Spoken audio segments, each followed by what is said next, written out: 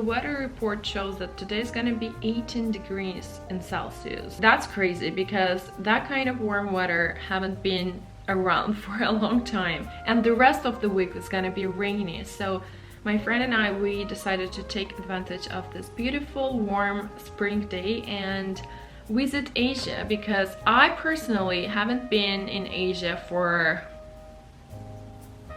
I don't know how many years. I'm not gonna even say months. I guess the last time I spent time in Asia was like literally 2 or 3 years ago. I mean, I drove there to pick up my mom from her friend. I drove there to see one of my friends, but like all of that was in their places. So technically I wasn't spending time in the outdoor spaces in Asian side of the Istanbul.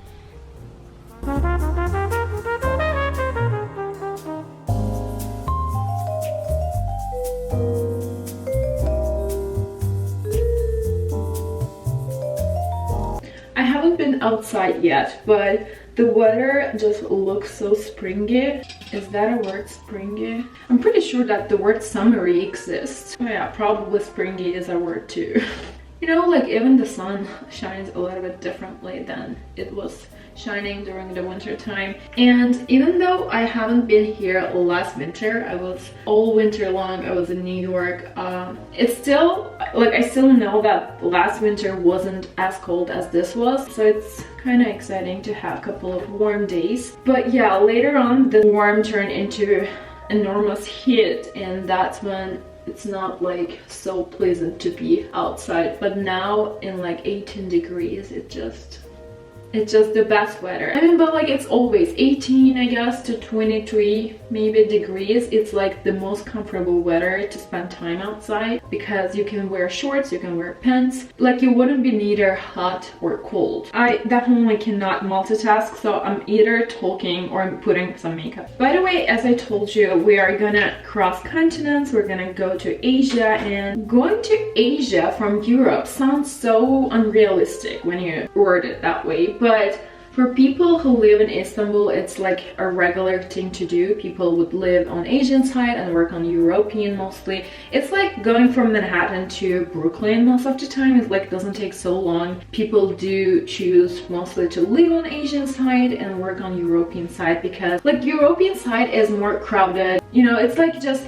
a lot of things are happening on the European side most of the time. Like the Asian side is more, I feel like, family friendly. It's like calmer, it's definitely slower. I live on the European side and most of my friends do live on the European side. I feel like when I was a kid, and by the way, we also lived on the European side of Istanbul, going to Asia was such a big deal. Like that was something we had to plan ahead. That was something we would make a day for that, I would say, because that was something time consuming. And I feel like it's still time consuming when you cross continents, because the traffic is pretty heavy, especially the bridge traffic. And by the way, there are 3 different ways to cross continents. The bridges, you can drive or you can take a bus. But the only thing, you cannot walk. It's not like walking on the Brooklyn Bridge, unfortunately. The other one is you can take a ferry, and the third and last one is there is an underground rail system they made a couple of years ago. I haven't taken that yet. By the way, there are sidewalks on the sides of the bridge, so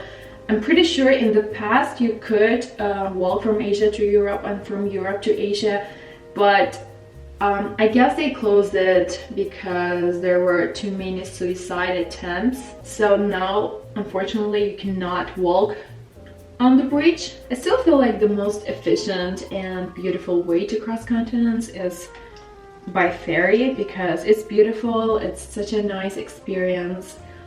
So yeah, if you have time especially and you don't have to drive from the place that ferry goes, it's a beautiful experience to do, to make, to get, to have experience to have.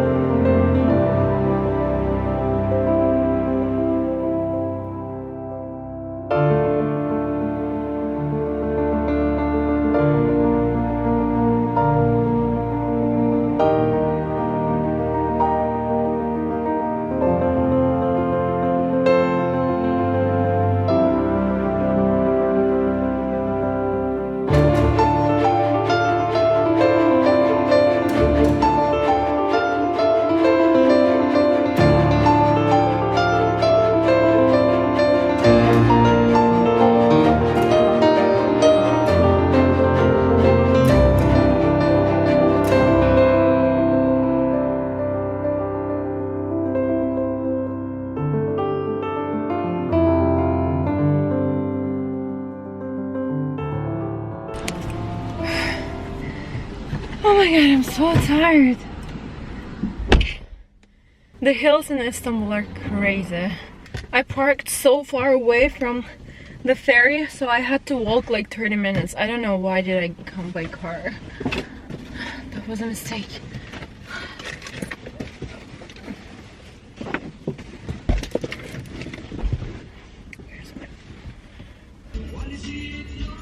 We can look it up.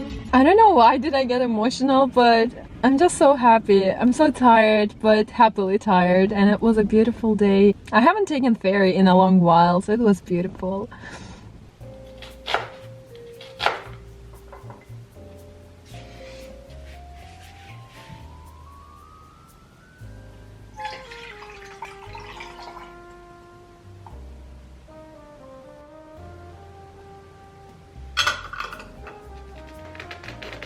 So I'll be leaving in 15 minutes, but I want to actually open the camera and talk to you a little bit because I wasn't really feeling well in the past couple of days. I don't know if that's the weather, if that's the upcoming period of mine, or if that's the uncertainty of certain things that are happening but not actually happening. So maybe it's just the combination of all together, but I've been feeling more anxious and kind of under the weather. I don't know even how to kind of word that, but yesterday, you know, that we went to Asia, we had some great time with my friend, but before going there I was literally on the edge of canceling the plan, and I was like, I just want to stay at home and do nothing. And I mean, I do have some times when I feel that way, and sometimes staying at home and doing nothing, being away from social media, away from any kind of interaction with human beings, it works sometimes. But sometimes, as was yesterday, I decided to push through that feeling and actually make myself to go there. And literally, even after I went outside, I was like, okay, no, I'm gonna call her and cancel. I drove to the place where we were about to meet. I had some anxious time parking the car, but like literally till the time we met, I was about to call and cancel the plan.